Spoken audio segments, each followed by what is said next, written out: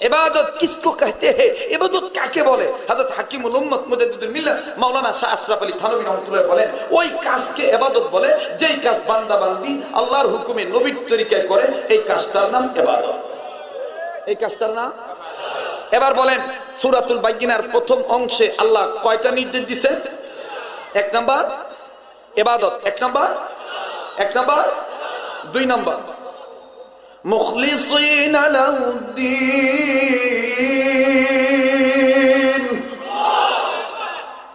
ওয়া মা উমিরু ইল্লা লিয়াবুদুল্লাহ মুখলিসিনা লাহুদ্দিন। আমি রবের নির্দেশে তুমি গোলামি করো, আর দুই নম্বর হলো গোলামি করবা শুধুমাত্র আমার দিন কায়েমের জন্য। আল্লাহু আকবার বলেন। কি কায়েমের জন্য? এখন এই দিন কোন দিন? বাপ দাদার আনিত দিন? এই প্যান্ট শার্টওয়ালা কোটটাইওয়ালা এগো দিন, নাকি আল্লাহর মনোনীত দিন? ইন্নাদ দীনা ইনদাল্লাহিল ইসলাম। এই দিন হলো আল্লাহর কাছে যেটা মনোনীত সেই দিন, আর সেই দিনের নাম হলো ইসলাম। সেই দিনের নাম কি? এখন বলেন ইসলামের মধ্যে অর্ধেক দুইটা দিন কায়েম করা যাবে নাকি পুরোপুরি? কিছু মানে না। এরা কি মুমিন হতে পারে? মুসলমান থাকতে পারে? নুমিনু বিবাযি ওয়া নাকফুরু বিবায, নুমিনু বিবাযি ওয়া নাকফুরু বিবায, উলাইকা হুমুল কাফিরুনা হাক্কা। এই চরিত্র যাদের আছে, কিছু মানে না, এরা হইল টাটকা কাফের। এরা কি কাফের?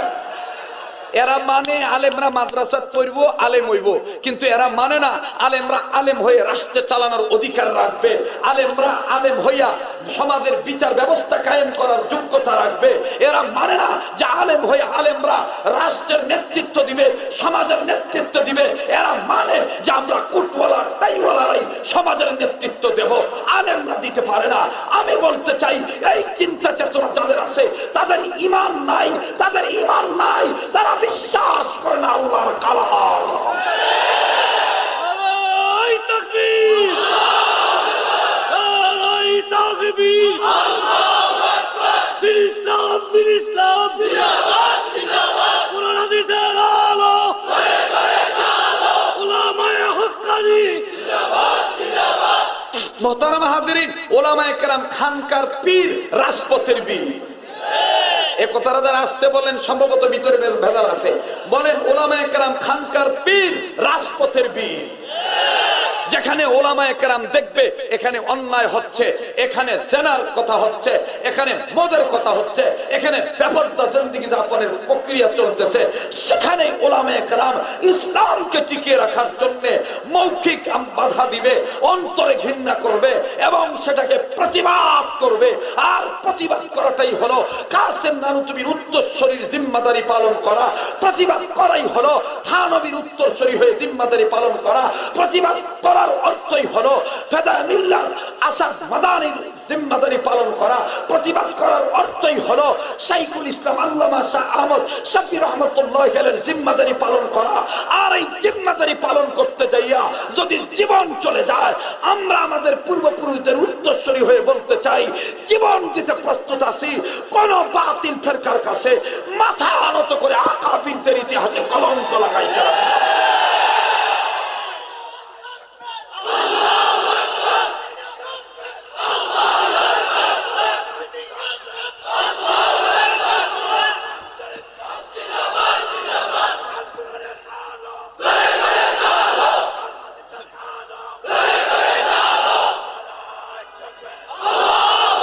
মোহতারাম হাজরিন, বলেন গোলামি করতে হবে কার নির্দেশে? কিসের জন্য? দিন কায়েম করার জন্য। কিসের জন্য?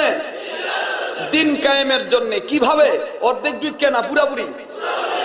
এই কথাটা কোরআনে নাই? ইয়া আইয়ুহাল্লাযীনা আমানু দুখুলু ফিস সিলমি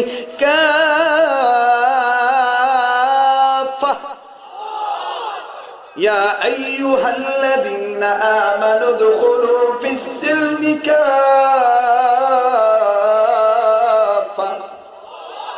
ওয়া লা তাত্তাবি'উ খুতুওয়াতিশ-শাইতান ইন্নাহু লাকুম আদুউম মুবিন।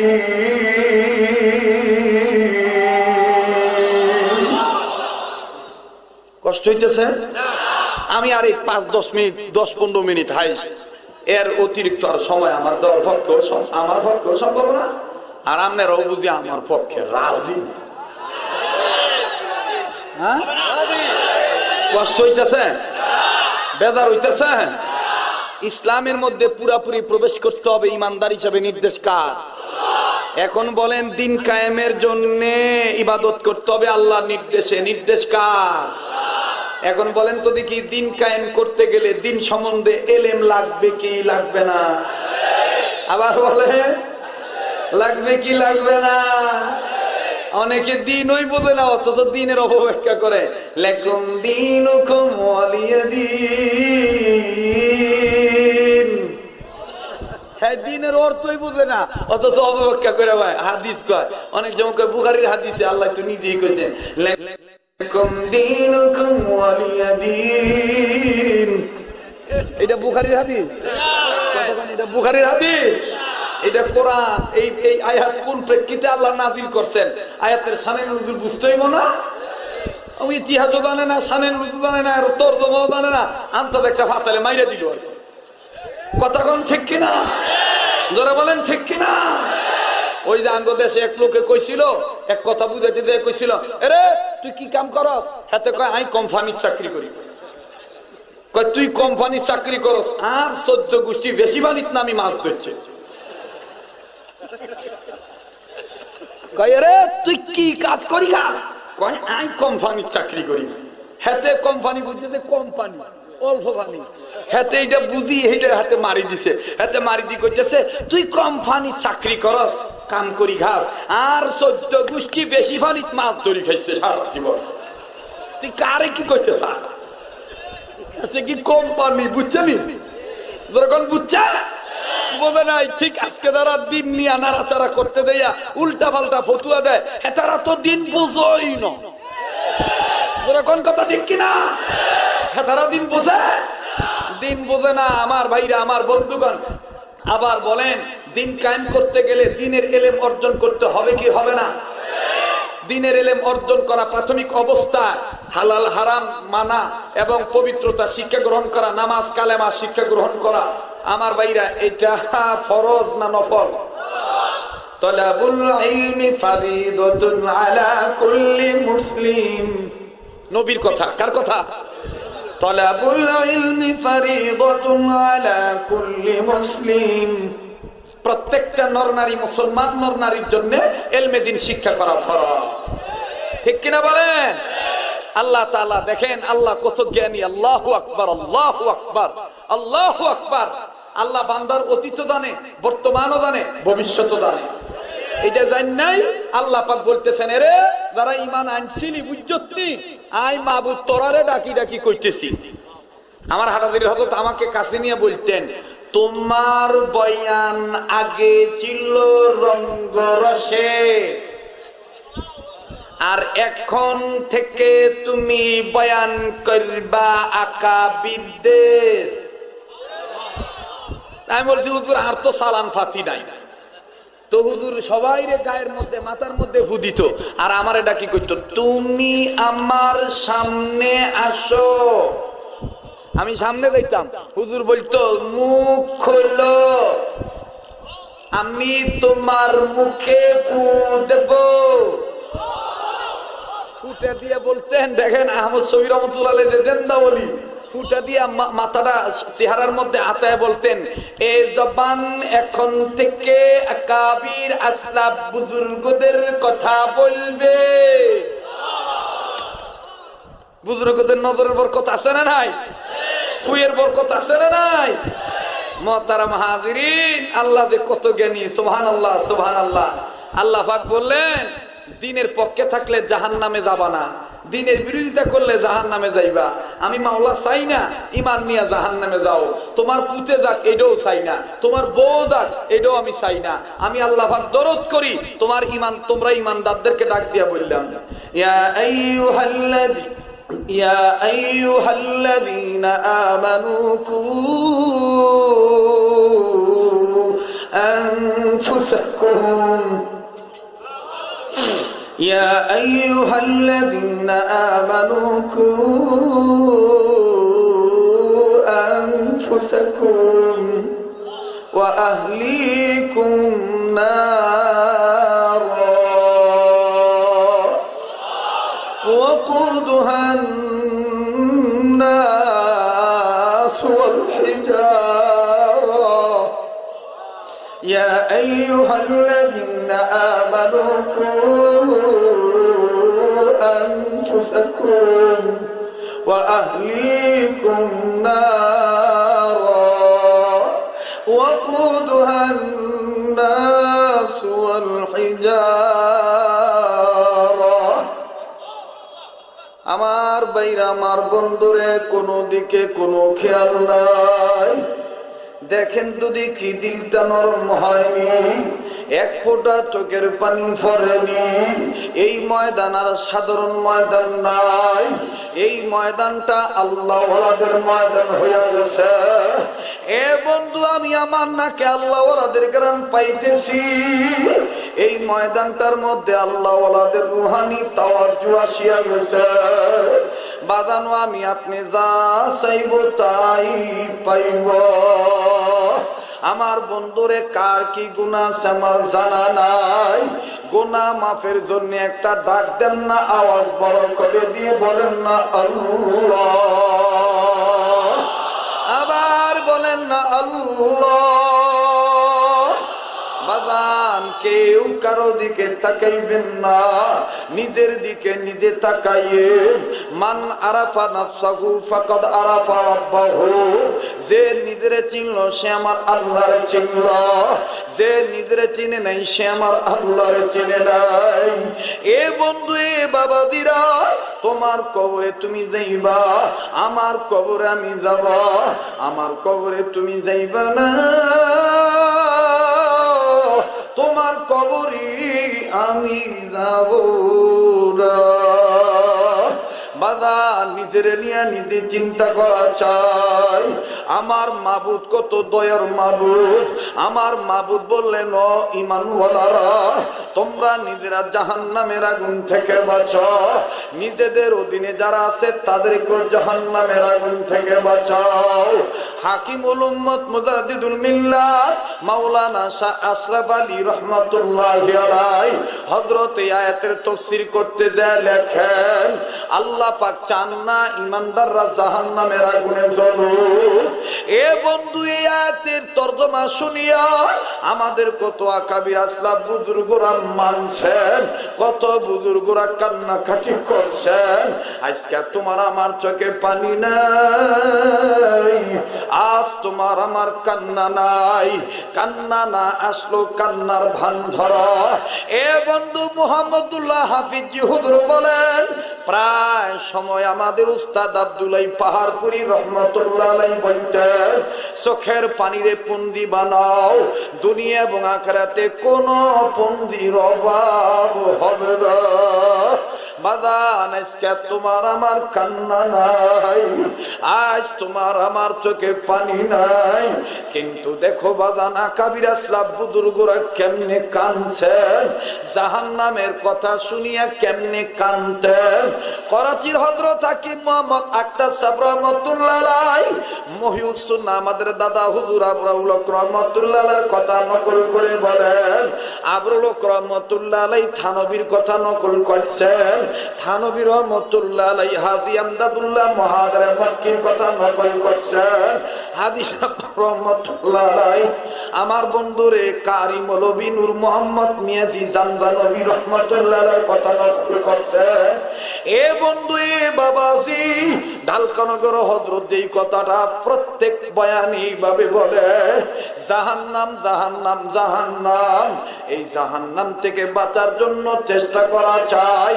জাহান্নাম থেকে বাঁচার জন্য যারা চেষ্টা করে তারাই তো দিন কায়েমের জন্য মাওলার ইবাদত করে। বাদান কেউ কারো দিকে কোনো খেয়াল নাই। আজকে তোমার আমার বয়স 30, 35, 40, 42 হয়ে গেছে, এরপরও বলি তোমার আমার বয়স হয় নাই। কিন্তু দেখো বাদান, হযরত আলী রাদিয়াল্লাহু তাআলা আনহুর বংশের ছেলে। আমি কিন্তু মুরব্বীদের কথা নকল করে বলতেছি। আমার বন্ধুরে, হযরত আলী যেই বংশের ঊর্ধ্বতম পুরুষ, এই হযরত আলীর একজন বংশের আওলাদ, মাত্র 7 বছর বয়স। এই 7 বছর বয়সের বালক বাচ্চাটা মসজিদে গেছে নামাজ পড়তে।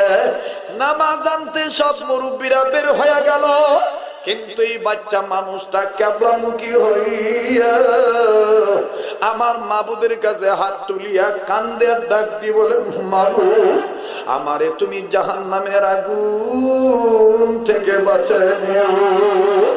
মুরব্বীরা বাচ্চাটার কান্না দেখিয়া একে অপরকে ডাক দিয়ে বললেন, ভাই গো, এই বাচ্চাটা এখনো বালেগ হয় নাই, এখনো তার মুজ গজায় নাই, দাড়ি ওঠে নাই, এই বয়সে সে জাহান্নামের কি বুঝিয়া কান্দে।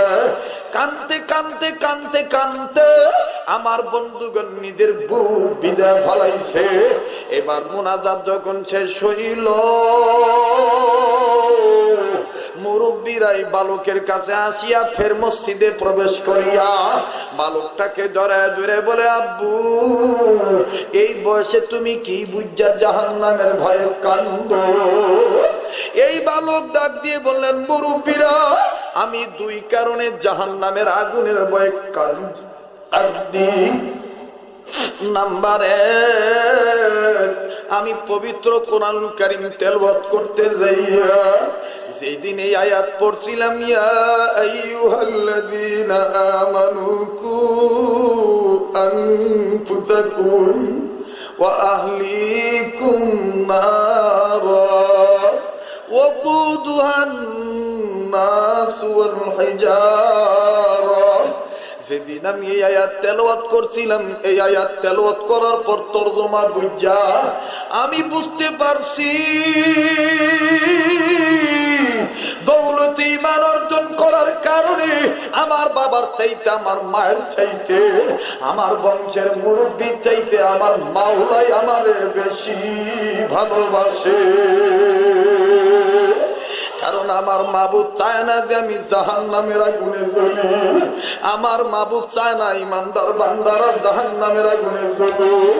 আমি 1 নম্বর আমি আমার মাবুদের মহব্বতে কান্দি। এবার বলতেছে 2 নম্বর কান্নার কারণ কি বলো? এই শিশু বাচ্চাটা ডাক দিয়ে বললেন, মুরব্বীরা 2 নম্বর কান্নার কারণ হইল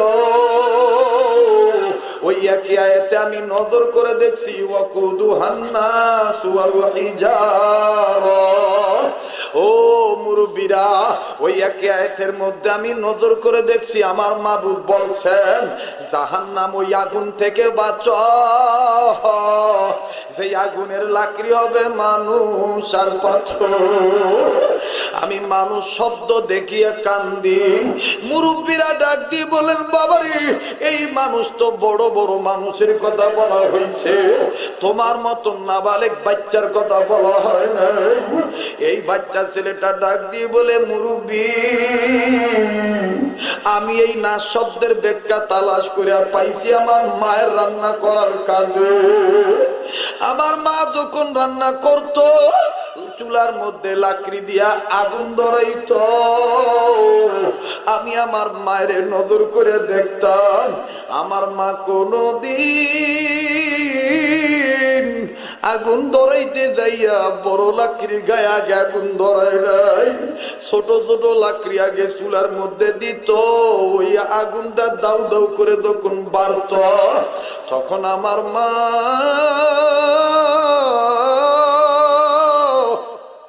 ওই চুলার আগুন ঠিক রাখার জন্য বড় বড় লাকড়ি আস্তে আস্তে ঢুকাইতো। বাজানো আমার আপনার গুনাহ করতে করতে কলব পচা গেছে, যার কারণে মাবুদকে মাবুদ বলিয়া ডাক দিলে কান্না আসে না। কিন্তু বাজান আমাদের আকাবির আসলাম বুজুর্গরা কেমন কান্না কাঁদতে। এই তো শাইখুল কুররা কুতুবুল ওয়াক কারি ইব্রাহিম সাহেব রহমাতুল্লাহ আলাইহি শায়েখ ইমামে রাব্বানি কুতুবুল আলম রশিদ আহমদ গঙ্গী রহমাতুল্লাহ আলাইহি কেমন কান্না কাঁদতে। প্রত্যেকটা দিন ঘুমানোর আগে একটা কাগজের টুকরার মধ্যে চিঠি লিখে তুইয়া বালিশের তলে তুইয়া ঘুমাইতে। ওই চিঠির ভাষা কেমন ছিল, চিঠির মধ্যে গঙ্গীর রহমাতুল্লাহ লেখা কানতেন আর ঘুমাইতে, বালিশের তলে তুইয়া রাখা ঘুমাইতেন। চিঠির ভাষা এইরকম ছিল, মালিক এই যে আমি ঘুমাবো, না জানি এই ঘুম আমার জীবনের শেষ ঘুম, না জানি এই বয়ান আমার আপনার জীবনের শেষ বয়ান। একটা ডাক দেন না, বলেন না আল্লাহ।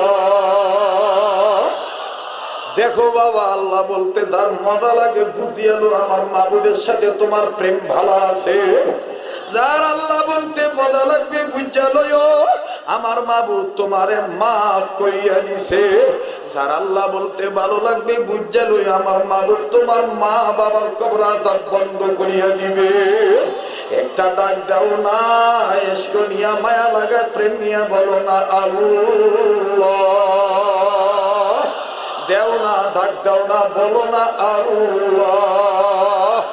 বাজানে রশিদ আহমদ গঙ্গুহি রহমাতুল্লাহ জীবনীতে পাওয়া যায় হযরত কেমন কান্না কানতেন, কানতে কানতে নিজের চোখ অন্ধ বানায় ফেলাইছিলেন।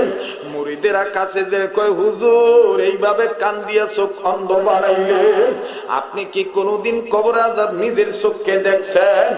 আল্লাহর ওলি ডাক দিয়ে বলেন, বাবারে আমার মাবুদ কি কবর আযাব আর আমারে না দেখাইছে? আমি তো নিজের চোখে ভয়ঙ্কর আযাব দেখা বাঁচার জন্য কান্দি। মুরিদেরা বলে, হুজুর বিশ্বাস করি আল্লাহওয়ালাদের অন্তরের চোখ খোলা। আল্লাহ হুজুর তবে জানতে চাই কোন দিন আপনি কবর আযাব কেমন দেখলেন, আমাদেরকে একটু শুনান, আমরা ইবরত হাসিল করব। রশিদ আহমদ গঙ্গী রহমাতুল্লাহ আলাইহি বলেন, ওনার খাস খাদেম ইয়াহিয়া রহমাতুল্লাহ আলাইহি লেখেন, রশিদ আহমদ গঙ্গী রহমাতুল্লাহ আলাইহি বলেন, বাবারে আমি প্রায় কবর জিয়ারত করতাম, কারণ নবী বলছেন কবর জিয়ারত করার মাধ্যমে ঈমানের ব্যাটারি চার্জ হয়, কবর জিয়ারত করার মাধ্যমে চেহারায় নূর পয়দা হয়, কবর জিয়ারত করার মাধ্যমে কবরের প্রস্তুতি নেওয়া হয়। এমনি ভাবে নানাবিধ ফজিলতের আশায় আমি কবর জিয়ারত করতাম। একদিন একটা কবর জিয়ারত করার জন্য কবর সামনে নিয়ে দাঁড়াইলাম, সূরা কেরাত পড়া শুরু করলাম। ঠিক ইন টাইম ওই কবর থেকে আমার গায়ে কেমন জানি গরম বাতাস লাগলো।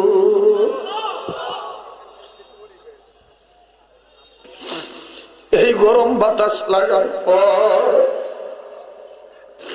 এই গরম বাতাস লাগার পর আমি বুঝতে পারছি এটা দুনিয়ার কোন গরমি বাতাস নেই, এটা দুনিয়ার কোন গরম বাতাস না, এটা কবর আযাবের গরম বাতাস।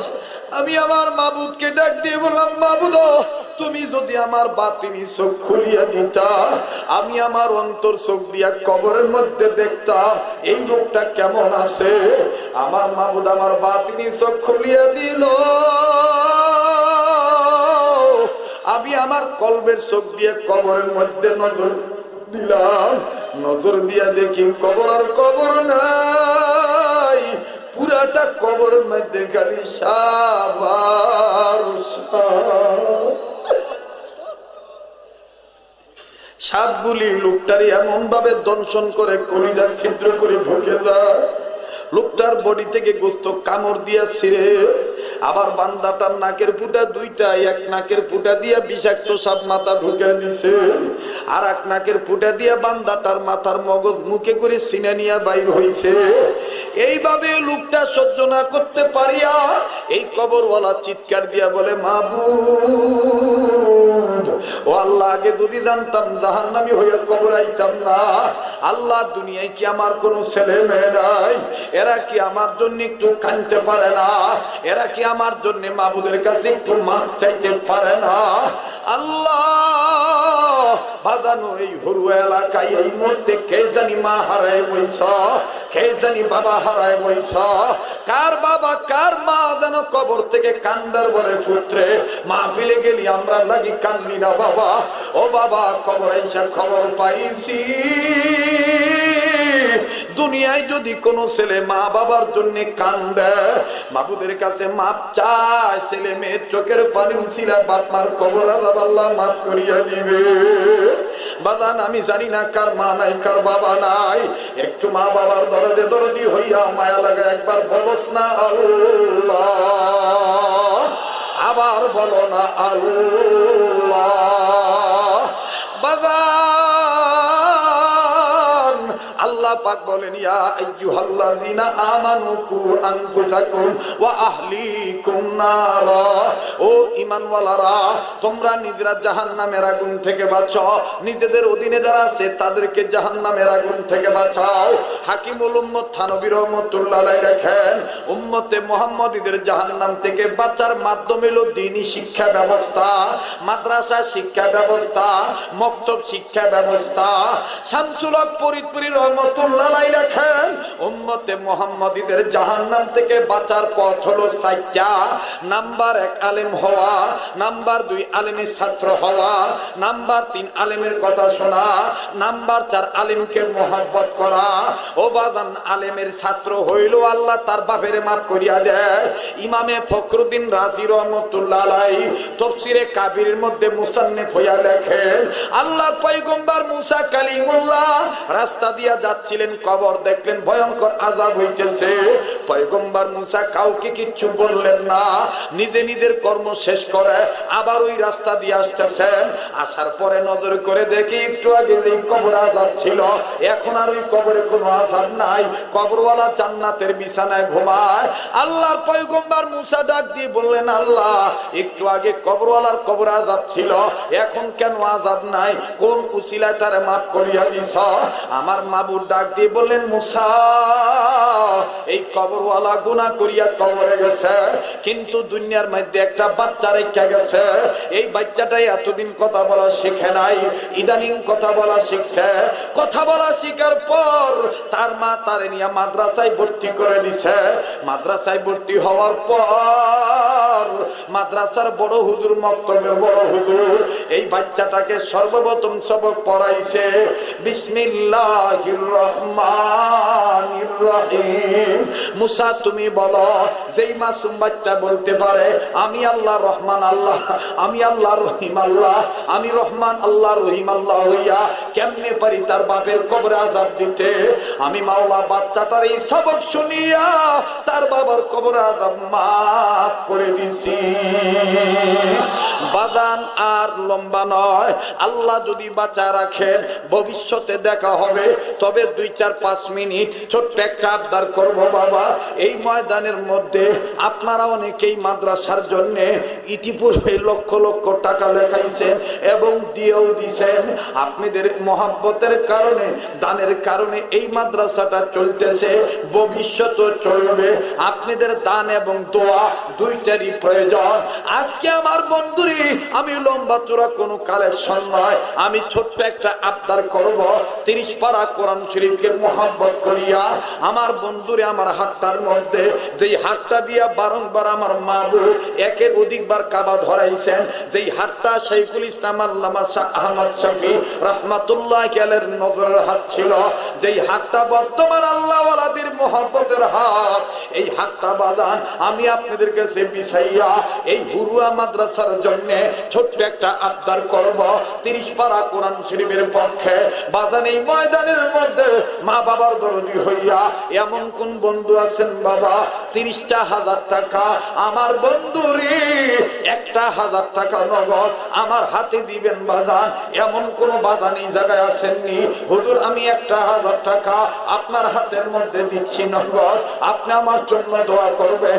30 পারা কোরআন শরীফের মোহাব্বত নিয়া কোরআনের সুপারিশ পাওয়ার জন্য মা বাবার দরদি হইয়া 30,000 টাকা 1,000 টাকা এক পারা কোরআন শরীফকে মোহাব্বত করে দেওয়ার মতন এমন কোন বন্ধু আছেন আমার হাতটার মধ্যে দিবেন বাবা, আমি আপনার জন্য দোয়া করব, আল্লাহ পাক কবুল করবেন ইনশাআল্লাহ। 1,000 টাকা এক পারা কোরআন শরীফকে মোহাব্বত করে দিবেন বাবা।